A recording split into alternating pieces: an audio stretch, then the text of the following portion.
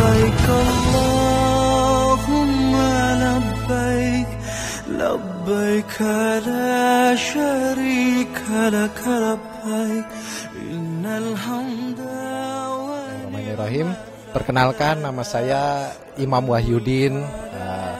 Saya mengikuti acara seminar cara cepat untuk dipanggil Allah untuk menuju Baitullah, untuk menuju umroh dan haji oleh Pak Edi Sutisna ini. Memang pada prinsipnya saya ingin sekali segera untuk menuju Baitullah, dan saya mencoba untuk mengikuti metode-metode dari Pak Edi Sutisna ini. Ya, saya sangat berharap metode yang dikeluarkan oleh Pak Edi Sutisna ini akan saya usahakan dengan istiqomah saya laksanakan dengan jaminan 40 hari kita lakukan dengan istiqomahnya, dijamin oleh Allah bahwa kita siap dipanggil oleh Allah menuju ke rumahnya, yaitu ke Baitullah. Mudah-mudahan itu ya harapan saya untuk mengikuti acara seminar ini. Itulah salah satu bagian dari saya mengikuti acara ini. Terima kasih. Assalamualaikum warahmatullahi wabarakatuh. Assalamualaikum, nama saya Ica Pulungan. Saya dari Talang Menteng, Jakarta Pusat.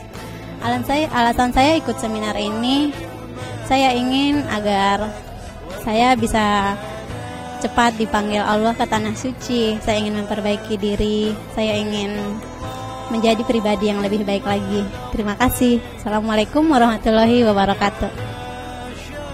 Assalamualaikum warahmatullahi wabarakatuh. Nama saya Rida Kiki Fatmawati. Saya asli dari Bekasi. Kenapa saya ikut seminar ini? Dikarenakan pertama saya pernah baca beberapa bukunya Mas Edi yang lumayan yang sangat menginspirasi. Untuk itu, jadi saya ada termotivasi untuk bisa ketemu Mas Edi, terus mendengarkan tips-tipsnya langsung, dan harapan saya mudah-mudahan saya bisa seperti Mas Edi, bisa bisa bersama keluarga, bisa ke Tanah Suci bareng sama orang tua saya dan sahabat-sahabat saya tentunya. Terima kasih. Assalamualaikum warahmatullahi wabarakatuh. Perkenalkan, saya dengan Siti, asal saya dari Kelapa Gading. Tujuan saya ikut seminar, saya ingin sekali umroh. Itu aja. Ya, terima kasih. Syukur-syukur sih bisa haji. Terima kasih. Assalamualaikum warahmatullahi wabarakatuh. Nama saya Ainal Fazril Hayat. Saya asal dari Cibubur. Mengenal Pak Edi sudah hampir 1 tahun yang lalu dengan buku Sedekah Membabi Butanya. Alhamdulillah memberikan pencerahan kepada diri saya, sekaligus menjadi teguran buat saya bahwa di dunia ini kita tidak akan mendapatkan apa-apa. Semua akan kita tinggalkan kecuali amal yang kita akan dapat. Yang saya rasakan tidak rugi mengikuti seminar ini. Seminar ini sangat puasa, menginspirasi kita, memberi motivasi kita bahwa semua tidak ada yang tidak bisa. Kalau kita serius, manjada wajada, apapun yang kita inginkan, yakin, insya Allah Allah akan penuhi. Wassalamualaikum warahmatullahi wabarakatuh.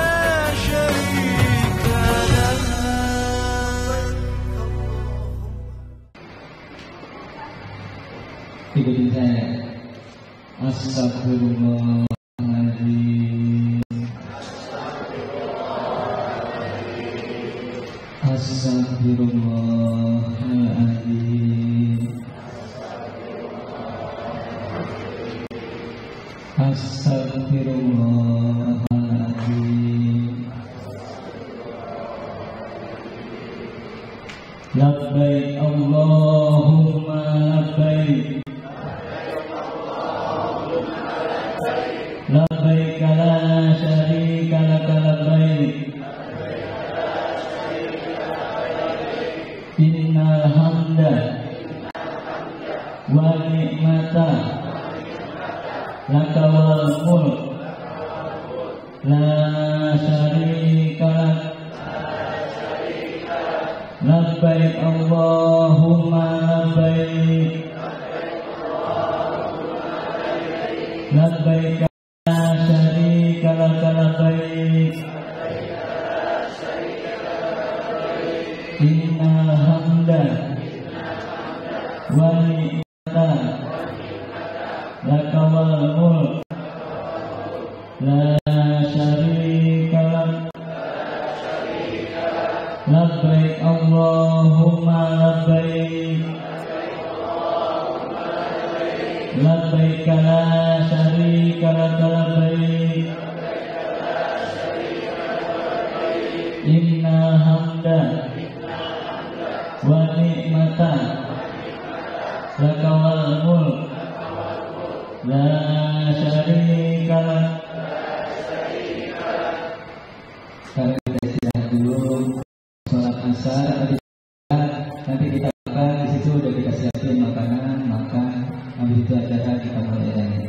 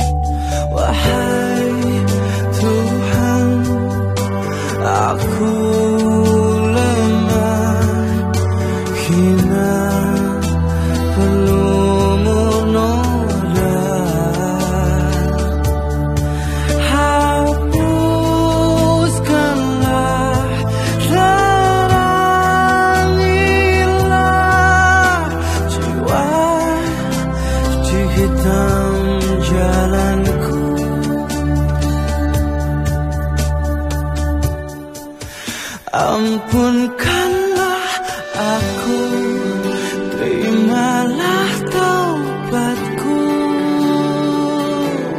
Sesungguhnya Engkau Sang Maha Pengampun dosa.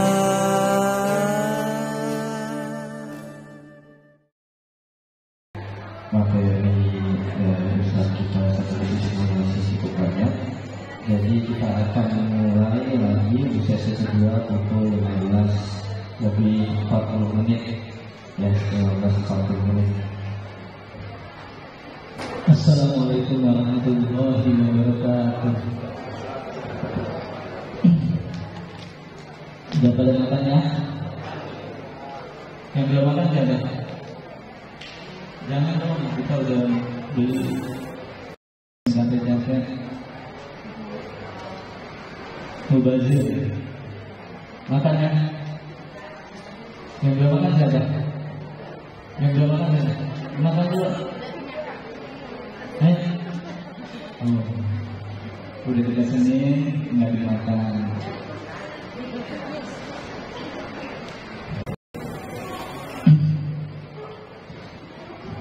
Lanjut ya.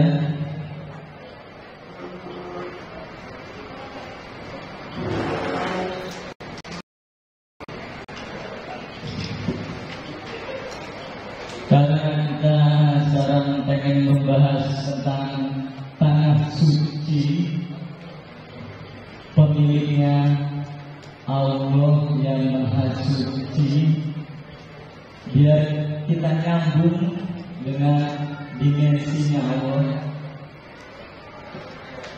Karena sesuatu yang suci tidak bisa tersambung dengan yang kotor-kotor.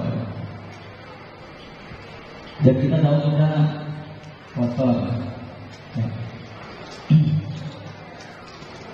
Jadi kita harus perbanyak taubat kepada Allah. Taubat. Ini pertama tips and triknya. Perbanyak taubat dulu, supaya kita dekat dulu sama Allah. Supaya kita dekat. Tips and trik yang pertama ya, taubat dulu. Caranya gimana? Bisa kita perbanyak sholat taubat.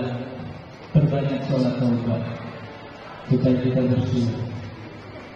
Bisa juga dengan istighfar. Istighfar, terbanyak istighfar itu kalau Rasulullah 100 kali dalam sehari. Rasulullah 100 kali harus ada per hari istighfar. Nah, sekarang kita akan membahas tanah suci. Kita istighfar dulu. Ayo bareng-bareng. Astagfirullahaladzim. Pelan-pelan ya. Astagfirullahaladzim. Kita mohon ampun sama Allah. Sekarang kita mohon ampun. Kita tahu kita banyak dosa. Dosa yang paling banyak ialah kita lupa kepada Allah. Itu dosa. Astagfirullahaladzim. Astagfirullahaladzim. Ya Allah. Astagfirullahaladzim. Astagfirullahaladzim. Ya Allah. Astagfirullahaladzim.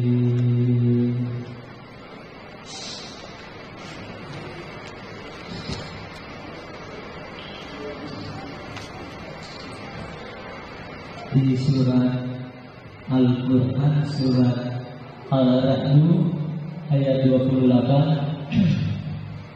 orang-orang yang beriman dan hati mereka menjadi tentram dengan berzikir mengingat Allah. Ingatlah, hanya dengan mengingat Allah hati menjadi tentram. Itu di Al-Quran, surat Ar-Ra'd ayat 28. Orang-orang yang beriman dan hati mereka menjadi tentram dengan berzikir mengingat Allah. Ingatlah, hanya dengan mengingat Allah hati mereka menjadi tentram. Jadi kalau hati kita pengen tentram, harus apa? Harus banyak-banyak mengingat Allah. Karena Allah itu menenteramkan. Ingat ya, kalau kita lagi galau, pasti kita jarang mengingat Allah. Ya udah, perbanyak ingat Allah. Kalau kita lagi pusing, itu tandanya apa? Kita jarang mengingat Allah. Kalau kita lagi banyak masalah, berarti itu tanda-tanda kita lupa sama Allah. Kalau hidup kita mumet, udah pasti itu tanda kita ingat Allah sedikit.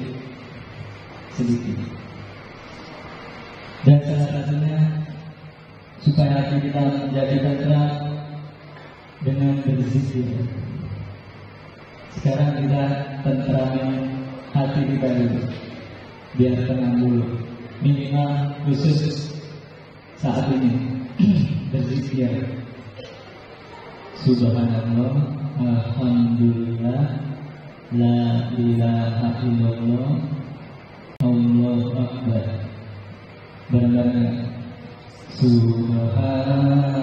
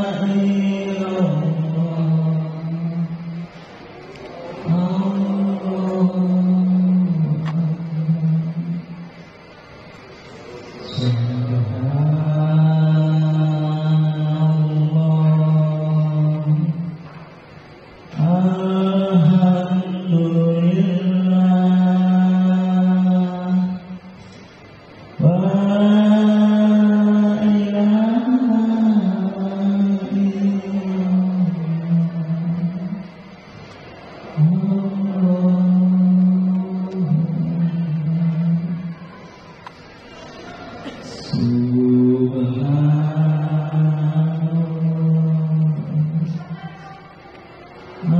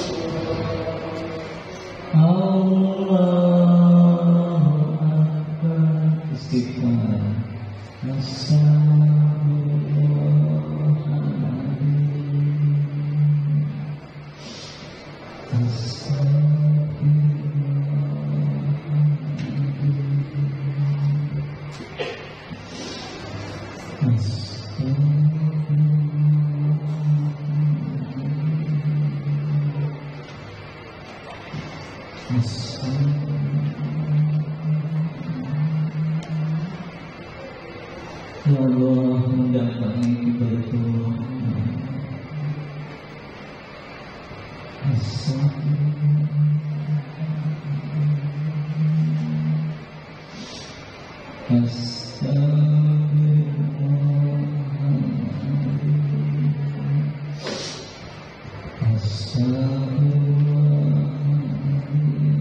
Ya Allah, mendatangi kita itu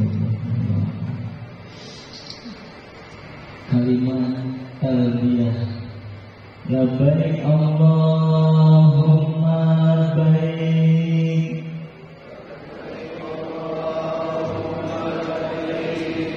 labbaik la syarika laka labbaik innal hamda wa ni'mata laka wal mulk la syarika lak labbaik Allahumma labbaik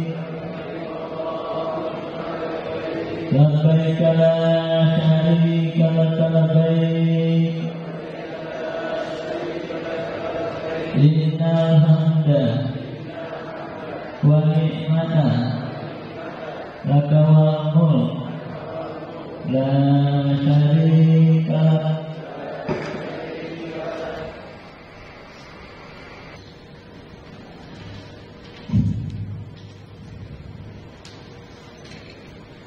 Sebentar lagi kita akan praktek ya. Tapi sebelum praktek, teman-teman harus tahu dasarnya, dasar ilmu.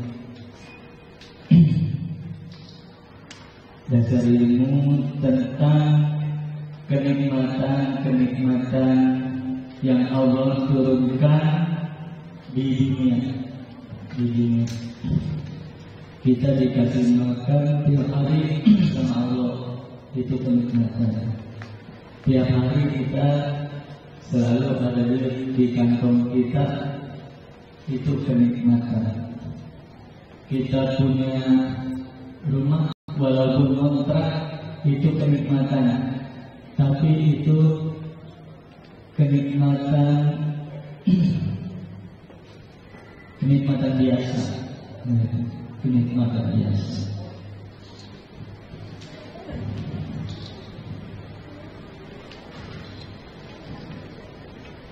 Allah ngasih sama kita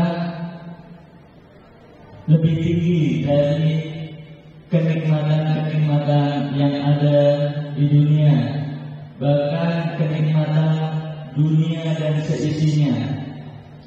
Apa itu kenikmatannya? Ada 5 kenikmatan yang tertinggi di dunia, bukan kenikmatan tiap hari kita ada duit di kantong, bukan. Kenikmatan pertama ialah kita dikasih nikmat iman dan nikmat Islam. Kita harus tahu itu lebih besar nilainya dari dunia dan seisinya. Dan gak semua orang dikasih kenikmatan ini. Kenikmatan apa? Kenikmatan iman dan Islam. Gak semua makhluk Allah kasih. Ini nilainya lebih tinggi dari sekedar kenikmatan dunia dan seisinya. Nikmat apa? Yang pertama, nikmat iman dan nikmat Islam. Berapa miliar manusia di muka bumi ini? Berapa miliar? Banyak. Dan tidak semua dikasih Islam. Tidak semua dikasih Islam. Dan Islam itu orang-orang yang Allah pilih. Beruntung. Karena nanti berhubungan dengan surga dan neraka. Berhubungan surga dan neraka. Selain dari Islam, tidak dapat surga, gak dapat. Kenapa gak dapat? Karena dia minta surga sama siapa? Minta surga sama siapa? Misalkan orang Kristen, minta surga sama siapa? Sama Yesus misalkan. Nanti di akhirat, ya Yesus mana surganya? Saya minta. Yesus gak punya surga, gak punya surga. Yang punya surga siapa? Makanya ini lebih tinggi dari sekedar nikmat dunia dan seisinya, yaitu nikmat apa? Iman dan nikmat Islam. Enggak semua orang Allah kasih, dan kita terpilih. Kita bukan memilih, kita terpilih. Siapa yang baru lahir ke dunia langsung dia milih, ya Allah saya lahirkan di keluarga Islam. Siapa? Tidak ada, dipilih. Dan kita beruntung, kita nggak ngerti Islam tadinya, nggak ngerti. Allah yang milih, Allah yang milih. Sama seperti nanti haji dan umroh, panggilan. Memangnya kita bisa mengambil 10 miliar berangkat ke tanah suci? Siapa yang berani jamin? Ini saya kasih duit 10 miliar, saya menjamin bisa pergi haji. Gak bisa, kecuali panggilan Allah. Islam pun begitu. Pilihan. Beruntung kita lahir di tengah-tengah keluarga Islam. Beruntung, apalagi di Indonesia mayoritas Islam. Makanya harus sering bersyukur. Harus sering bersyukur. Kalau kita nggak punya keterampilan untuk bersyukur, menderita. Makanya kita harus punya keterampilan untuk apa? Bersyukur. Kita harus pintar bersyukur. Orang yang menderita itu kebanyakan mereka nggak punya keterampilan untuk bersyukur. Padahal yang harus disyukuri lebih banyak daripada apa yang dia minta. Yang Allah berikan itu lebih banyak daripada apa yang dia tidak minta. Kita tidak minta aja Allah memberi. Siapa di sini yang minta, ya Allah, degukan jantung saya setiap hari? Siapa? Tidak ada. Tapi Allah degukin. Kita nggak minta, Allah degukin jantung tiap hari. Kita nggak minta, Allah kasih. Karena apa? Allah lebih tahu kebutuhan-kebutuhan kita daripada diri kita sendiri. Allah lebih tahu kebutuhan-kebutuhan kita daripada kita sendiri. Kita nggak ngerti kebutuhan kita. Apa kita tahu kebutuhan buat menjamin kuku itu harus gimana? Enggak. Apa kita tahu caranya menjamin rambut? Enggak, diurus sama Allah. Diurus. Kita makan. Ya Allah nitip nih. Gitu doang, nitip. Habis itu Allah larikan ke apa? Kalau larikan ke, kalau makan larikan ke paru-paru bukan? Tapi kenapa nggak paru-paru? Jatuhnya ke mana? Diurus. Kita minta enggak? Ya Allah, saya makan jeruk nitip. Saluri di lambung. Enggak, tapi Allah urus. Allah lebih tahu kebutuhan kita ketimbang diri kita sendiri.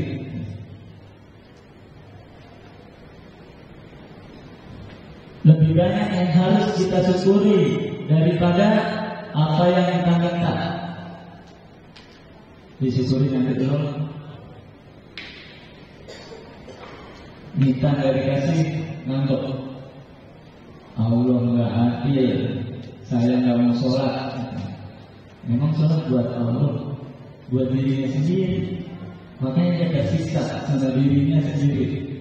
Kenapa? Karena nggak bisa bersyukur. Ini kita udah dikasih nikmat iman dan Islam saat ini. Saat ini kita nggak milih, dikasih sama Allah. Apa jadinya kita kalau lahir di keluarga Nasrani? Ya. Udah begitu terus. Susah. Bersyukur dulu, bersyukur. Jadi nikmat iman dan Islam ini melebihi dari dunia dan seisinya. Allah udah kasih di keluarga kita. Allah udah kasih. Dan kita punya itu sesuatu yang melebihi dari dunia dan seisinya. Disyukuri dulu. Disyukuri dulu. Terus kenikmatan yang kedua, yang pertama kan apa? Yang pertama nikmat iman dan Islam. Di sini ada ya. Yang kedua apa? Nikmat mengenal Al-Quran dan Sunnah. Berapa banyak orang Islam di Indonesia dan berapa banyak orang Islam yang tidak salat Jumat? banyak. Karena apa dia? Karena dia nggak kenal sama Al-Quran dan Sunnah. Nikmat lebih tinggi dari nikmat iman dan Islam. Berapa banyak perempuan muslimah? Banyak. Dan berapa banyak perempuan yang nggak pakai jilbab, kerudung, hijab? Berapa banyak? Banyak. Berapa banyak yang Allah bilang sama muslimah, tutup auratmu? Dia malah nantangin, ngebuka. Berapa banyak Islam itu nantangin Allah. Islam Allah suruh nutup, dia nantangin, buka. Karena apa? Karena dia tidak mengenal Al-Quran dan Sunnah. Nggak kenal. Jadi Islam doang belum cukup. Tapi kalau dari Islam lumayan lah, daripada enggak. Tapi kita kan pengennya yang lebih tinggi lagi. Bukan sekedar Islam, pengen meraih kenikmatan yang baik dari Allah. Kita harus punya, dan harus ngerti. Kalau nggak ngerti, biasanya dia susah untuk bersyukur. Kenikmatan yang ketiga ini, kita diberikan kesempatan untuk beribadah dan menyembah Allah. Itu nikmat. Dan harusnya kita minta. Yang kayak gini harusnya kita minta. Ya Allah, berikan kami kesempatan untuk beribadah dan menyembah kepada-Mu. Karena banyak Islam kenal Quran dan Sunnah, tapi nggak dikasih kesempatan untuk beribadah sama Allah secara bebas. Allah manggil, dia ngapain? Allah kan manggil itu dalam melalui suara azan. Manggil itu Allah melalui suara azan. Ayo kita sama. Ayo kita ke surga. Ayo kita menuju kemenangan. Tapi yang berbeda,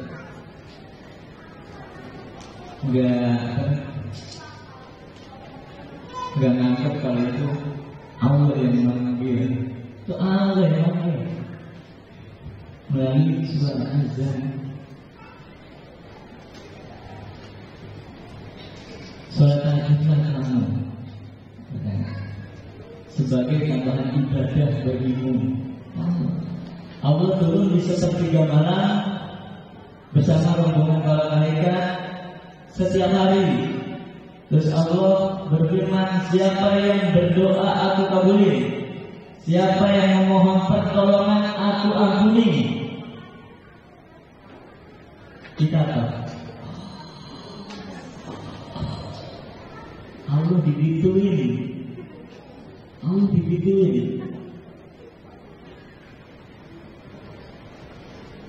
Coba sekarang ada menteri atau presiden ketok-ketok rumah, atau ada hafalan bos kita, nggak berani kita nggak membuka pintu, nggak berani. Allah udah ketok. Allah turun di sepertiga malam bersama rombongan para malaikat. Terus Allah berfirman, siapa yang berdoa aku kabulkan, siapa yang meminta ampunan aku ampuni.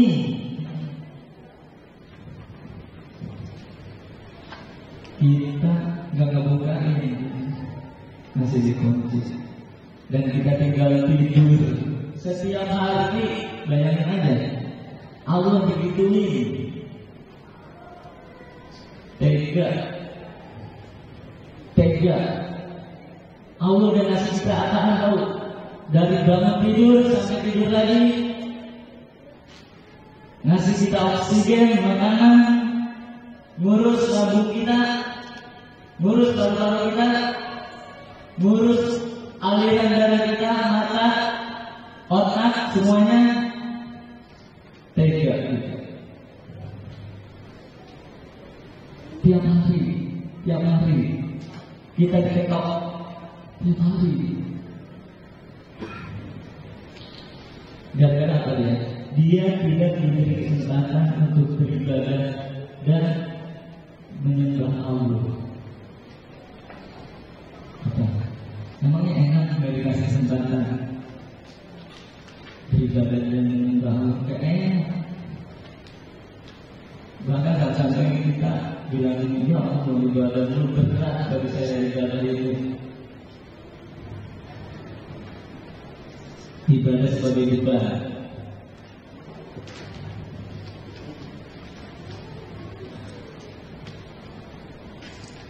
Terus kenikmatan yang keempat, kita diberikan kecintaan, kesenangan, kegembiraan, semangat dan gemar beribadah. Itu lebih tinggi lagi. Dan ini harus diminta, ya Allah berikan saya kecintaan, kegemaran, kesenangan untuk beribadah. Kalau dia senang beribadah, jadi kekasihnya Allah. Siapa sih yang kalau kekasihnya manggil dia nggak segera mau? Kalau kekasihnya manggil dia nggak berbunga-bunga hatinya? Ini hanya seorang asik, mau manggil asik.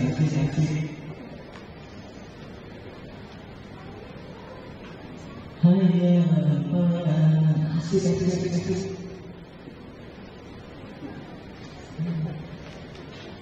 asik. Ya, kita diberikan kecintaan untuk beribadah kepada Allah.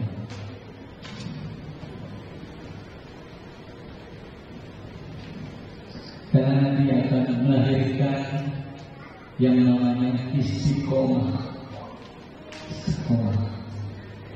Anak siapa itu istiqomah?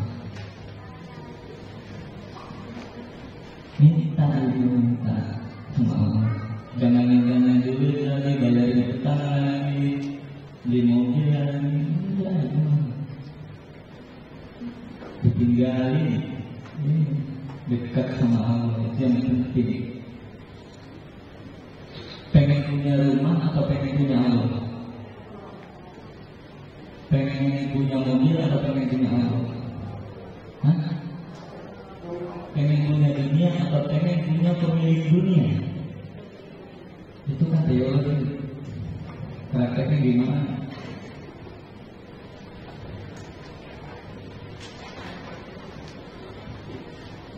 Jangan sekedar teori. Hayya sholat, asik nih.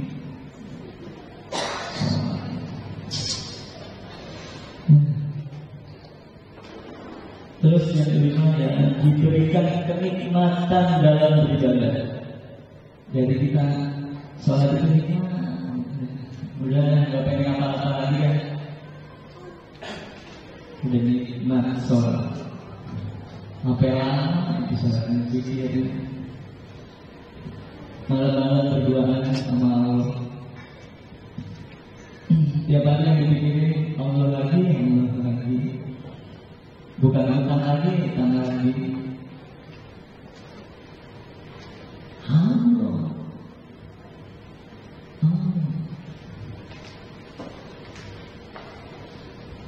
Ya, harus tahu kita tuh. Terus yang harus kita punya ini penting juga. Saya ini yang penting ada. Biar cepat. Mudah-mudahan aku cukup. Yang harus kita punya untuk mengarungi hidup di dunia, pertama kita harus punya harus punya pertama hati yang baik. kita harus punya, wajib punya kalau pengen hidup kita enteng. Hidup ini sebenarnya enteng. Yang bikin susah lah diri kita sendiri. Percaya ya saudara. Yang bikin susah hidup kita siapa? Diri kita sendiri. Hidup ini sebenarnya dibikin sama Allah enteng. Saya juga bingung kenapa kok orang-orang pada bilang berat hidup di dunia. Saya bingung. Perasaan saya gimana enteng? Karena apa? Karena kita jauh dari Allah. Sama seperti kita ada di tengah hutan. Kita ada di tengah hutan nih. Ada dua orang. Yang satu berjalan sendirian masuk ke hutan. Yang satu lagi berjalan didampingi pemandu hutan. Kira-kira yang selamat yang ke-1 apa yang kedua? Yang kedua yang selamat karena dia dipandu sama pemandu hutan. Dan pemandu hutan itu tahu jalan yang bagus, jalan yang baik, jalan singkat, jalan yang enak. Sama seperti hidup di dunia, sama persis. Kita ini dipandu hidup di dunia. Yang jadi masalah kita mau gak ngikutin panduan? Dipandu. Kita kan maunya jalan sendiri-sendiri aja, kerja sendiri, apa-apa sendiri, punya masalah diselesaikan sendiri, mau umroh sendiri. Susah itu. Apa-apa yang dilakukan sendiri susah. Ilmu kita terbatas, kekuatan kita terbatas, otak kita terbatas, semua serba terbatas. Kalau dipandu, si pemandu ini akan nuntun sampai jalan finish. Dan dia tahu di dalam hutan itu jalanan yang banyak buayanya. Tahu pemandu ini. Namanya juga pemandu hutan. Allah dan Rasulnya itu mandu kita melalui apa? Al-Quran dan Sunnah. Makanya hidupnya nanti enteng kalau kita dipandu, nggak sendiri-sendiri, nggak sendirian. Kalau kita beli handphone, pasti ada yang namanya manual book. Manual book itu untuk apa fungsinya? Cara menggunakan handphone yang baik dan benar. Kita beli TV, pasti dapat manual book. Fungsinya apa manual book? Cara menggunakan TV yang baik dan benar. Manusia diciptakan plus manual book plus dipandu. Manual booknya apa? Al-Quran dan Sunnah. Enggak kita baca, kita milih jalan sendiri. Makanya berat, ini berat. Ngerti gak saya? Hidupnya jangan sendiri, rugi karena kita nggak ngerti. Yang ngerti ya penciptanya, yang ngerti penciptanya. Kita nggak ngerti. Panduannya ya Al-Quran dan Sunnah. Al-Quran sebagai manualnya, Sunnah itu sebagai pemandunya. Siapa pemandunya? Rasulullah mandu kita. Mandu kita Rasulullah. Ngerti? Jadi mulai dari sekarang kita jangan sendiri-sendiri. Kita minta tolong sama pemilik langit dan bumi, sama pemilik kita, sama yang menciptakan kita. Minta tolong, minta dipandu, minta dipandu. Allah datang ke langit dunia sepertiga malam.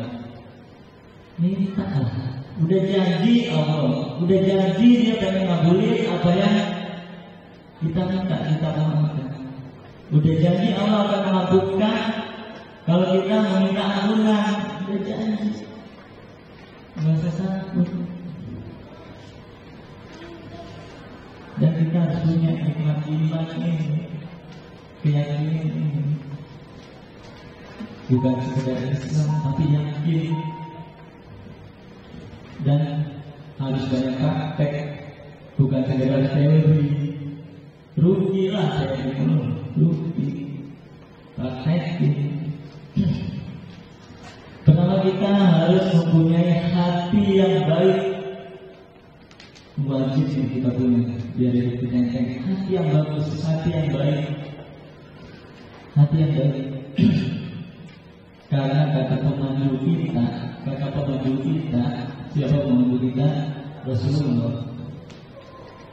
Ketahuilah sesungguhnya dalam tubuh manusia ada segumpal daging.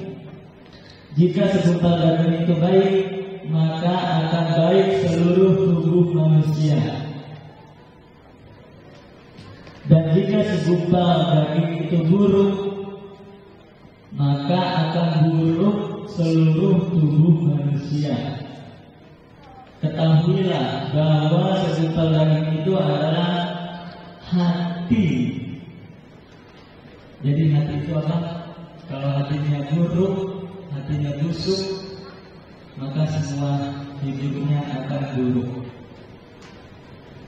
Jadi introspeksi sekarang. Kalau hidup kita buruk nih sekarang, cek hatinya. Cek. Coba itu lihat hatinya, bagus semuanya. Karena ini, kalau hatinya buruk, maka hidupnya akan buruk. Gak perlu sombong-sombongan.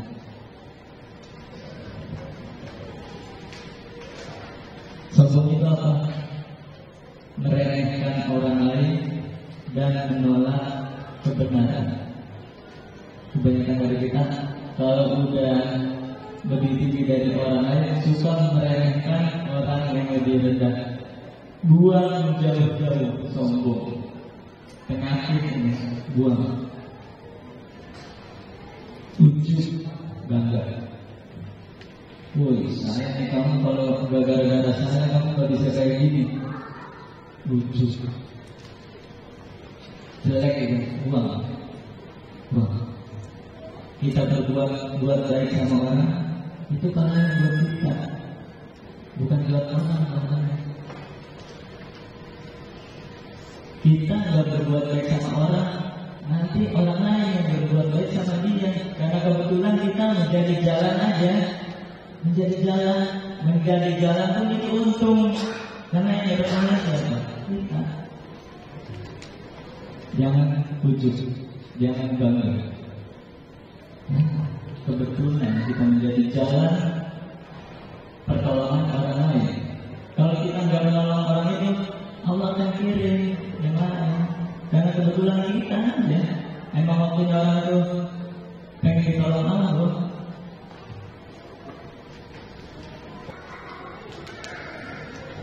Makanya kalau kita dipuji sama orang, alhamdulillah, segala puji cuma hak milik Allah. Semua pujian udah diborong, kita nggak dapat pujian, semuanya seluruhnya.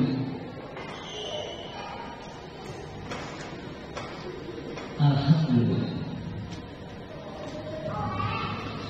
Sakit hati juga termasuk penyakit sakit hati.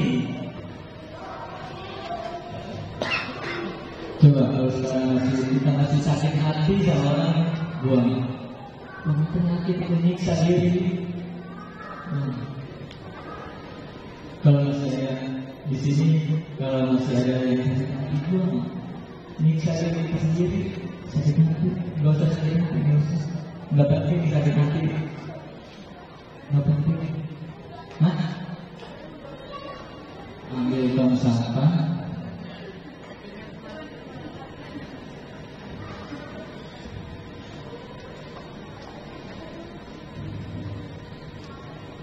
Memang kalau ada sesuatu yang salah di dalam, makanya kalau kita ada masalah, memangnya orang lain yang salah, bukan diri kita yang salah. Kenapa kita ada masalah? Diri kita yang salah. Makanya kita sakit hati. Misalkan orang lain sombong sama kita, orang lain sombong sama kita, nggak perlu sakit hati, rugi amat. Dia yang sombong, dia yang dapat dosa, dia yang rusak hatinya. Kita ngapain ikut-ikutan dosa? Rugi dong. Apa? Mendingan kita happy. Buang jauh-jauh sakit hati. Udah nggak sakit hati, nggak penting. Mendingan happy aja.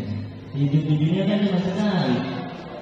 Ngapain juga hidup di dunia sekali-sekalinya, tapi kita sakit, rugi amat. Mendingan kita banyak ibadah, ngumpulin amal. Dengki, sebel buang jauh-jauh dengki. Orang lain gayanya belagu, itu urusan kita. Urusan kita, hati kita bersih. Orang lain sombong itu urusan dia. Urusan kita, hati kita bersih. Urusan kita bahagia. Urusan kita bahagia dunia akhirat. Orang lain pengen ngapain, terserah dia. Urusan kita, hati bersih. Membicarakan kejelekan orang lain, ngomongin orang, penyakit,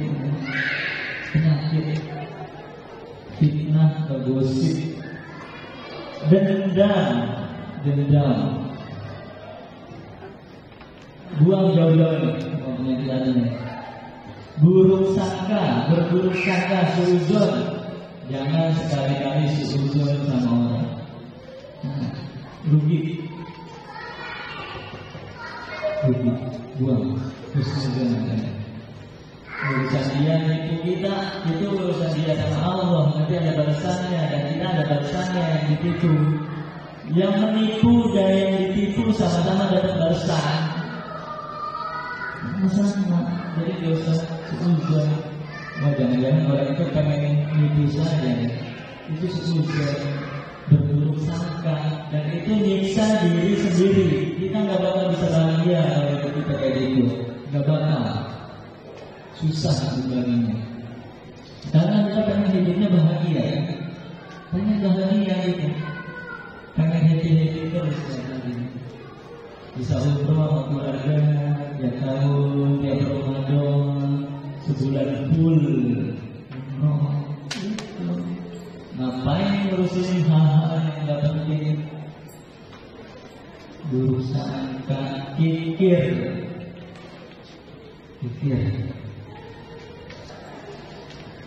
Terus gengsi,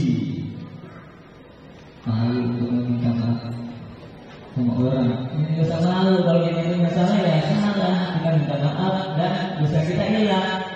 Kok dosa kita pengen dihilangin, malu? Dimaksudnya emang mau minta dosa? Enggak. Kalau kita punya salah minta maaf udah. Biar simpel. Hidup ini simpel. Kalau kita salah ya udah. Kita ngaku salah, minta maaf, selesai. Simpel, mudah. Dosanya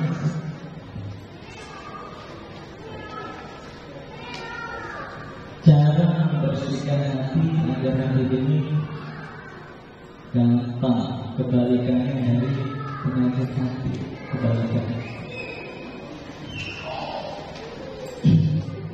Terus yang paling gampang ya, memperbaiki hati ini dengan senyum.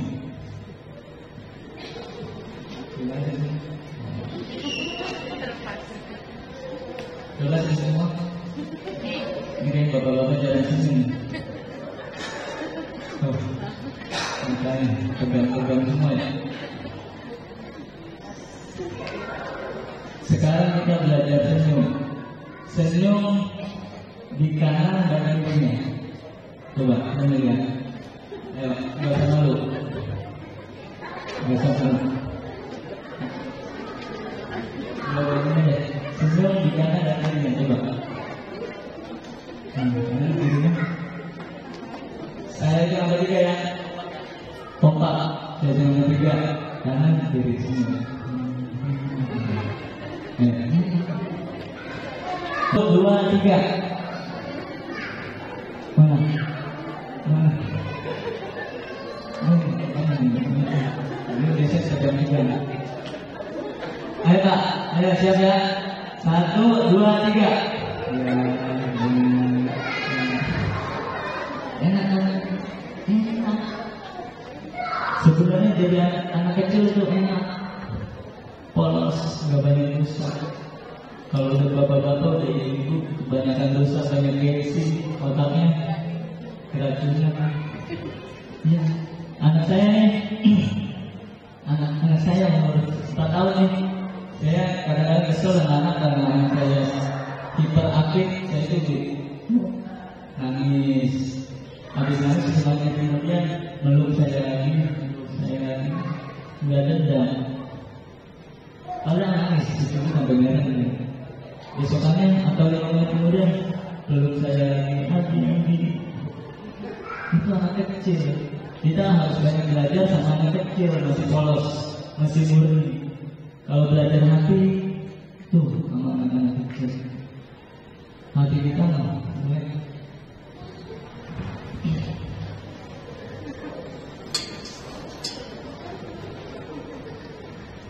Yang kedua, tebar salam.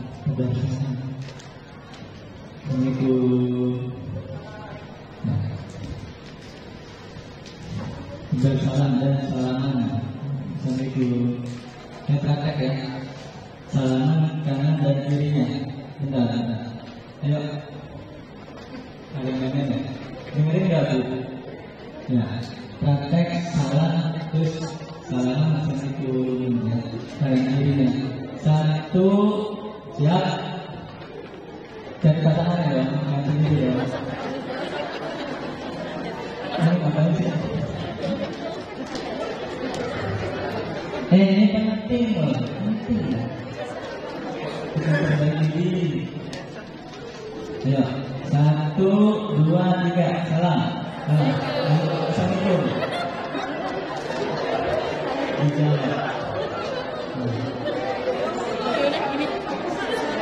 Enak dong. Enak lagi. Enak lagi. Enak.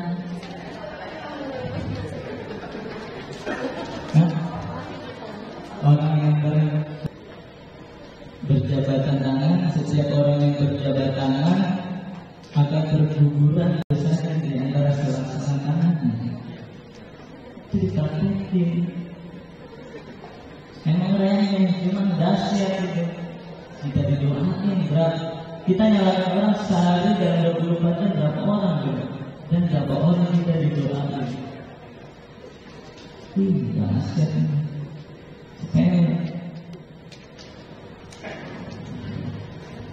Yang pertama hati yang baik, yang ingat itu. Mulai dari sekarang kita jangan kotor hatinya. Jangan kotor. Saya mewanti-wanti ini. Karena kalau dia kotor akan rusak semuanya. Ini penting, jangan kotor. Pentingnya. Karena kalau kita pengen umroh kan pengen ke Allah, pengen ke Allah, pengen ketemu Allah. Kalau hati kita kotor, agak susah tuh. Kan Allah subhanallah, Maha suci Allah itu suci. Supaya kita nyambung levelnya atau dimensinya harus dibersihkan. Pertama hati yang baik, kedua yang penting sholat yang baik. Sholat yang baik, sholat kita harus bagus, sholat kita.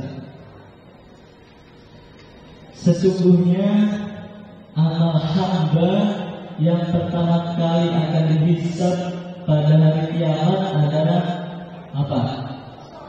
Sholatnya yang pertama kali dihisab.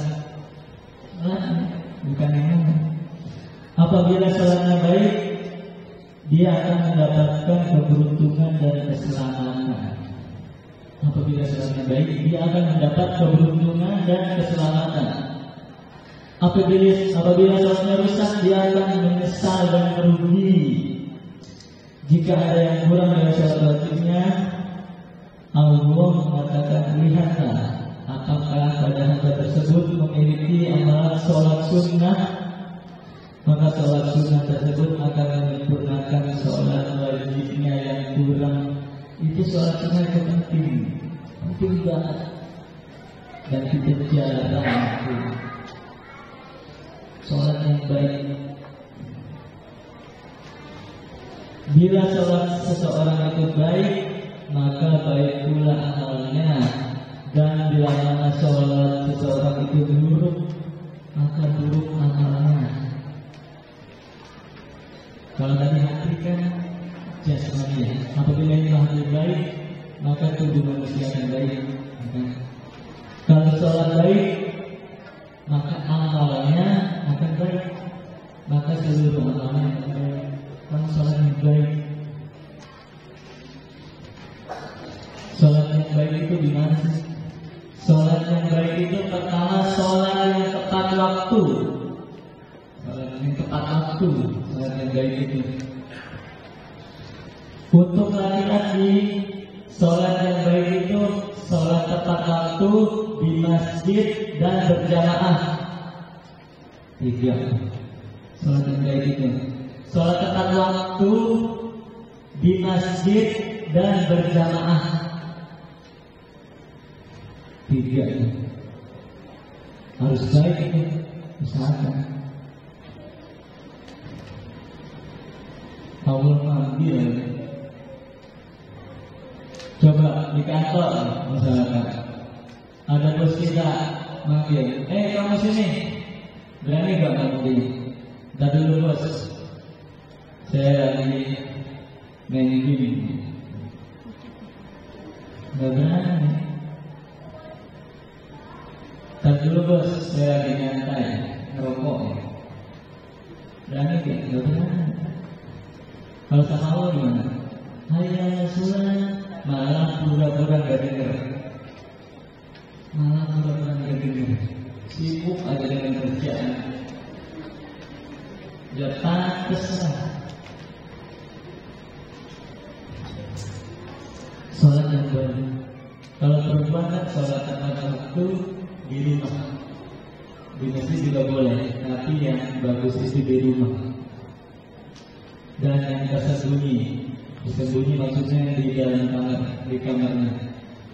Untuk perempuan lebih gede pahalanya itu. Kalau buat laki-laki, sholat tepat waktu di masjid dan berjamaah. Ini harus kita punya, sholat yang baik ini. Sholat yang baik.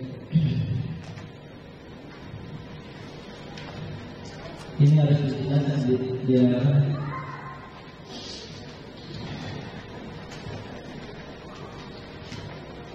Sudah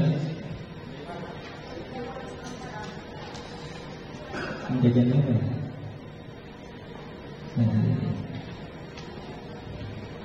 Kita menjaga apa? Jadi dengan dia ya. Nah kita masuk ke sesi ini umrohnya sekarang. Yang tadi dan nanti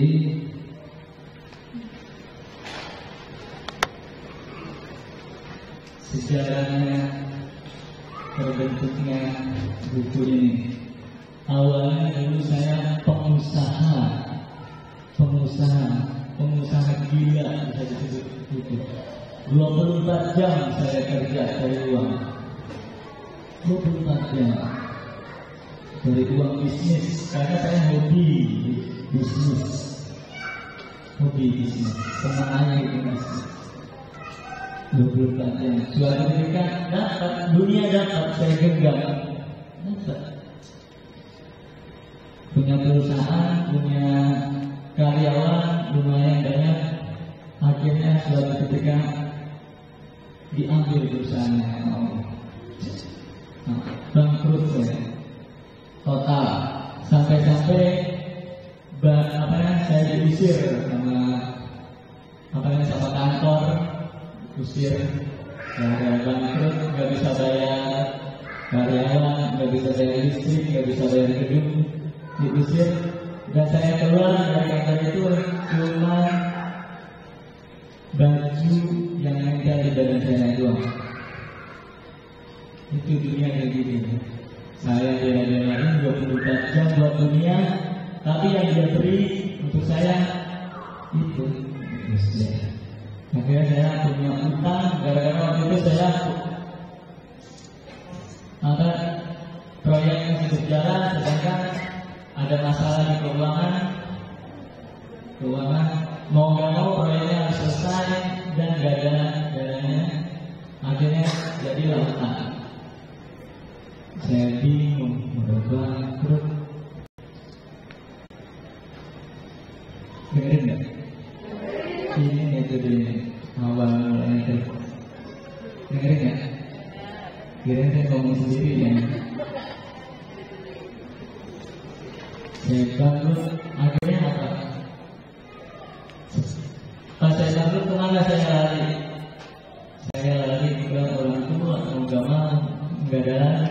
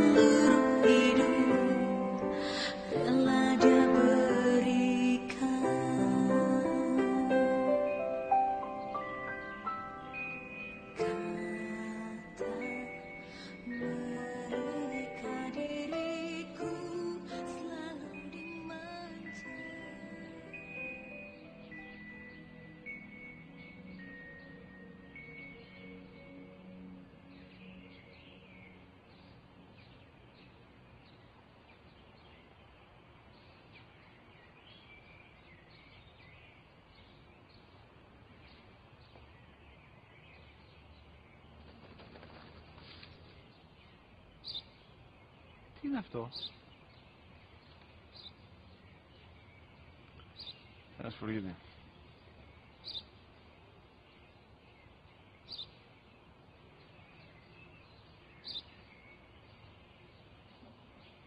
Τι είναι αυτό? Μόλις τώρα στο είπα, πατέρα, σπουργίτη είναι.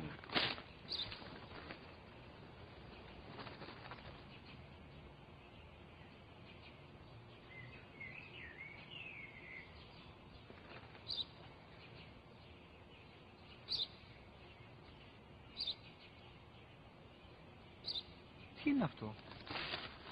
Ένα σπουργίτη είναι, πατέρα. Ένα σπουργίτη. Σπου-γι-τι.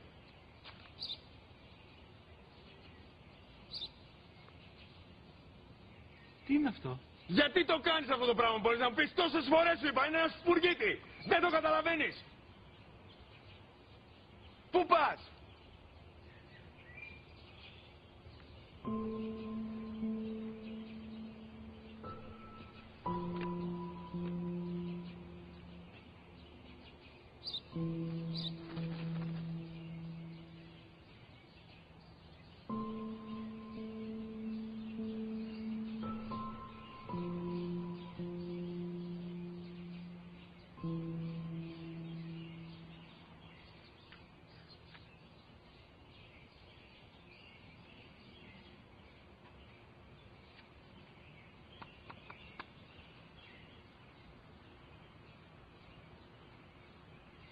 Δυνατά.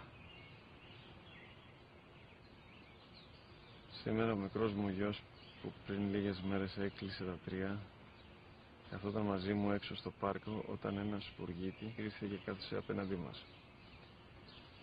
Ο γιος μου με ρώτησε 21 φορές τι ήταν αυτό και του απάντησα και τις 21 φορές ότι ήταν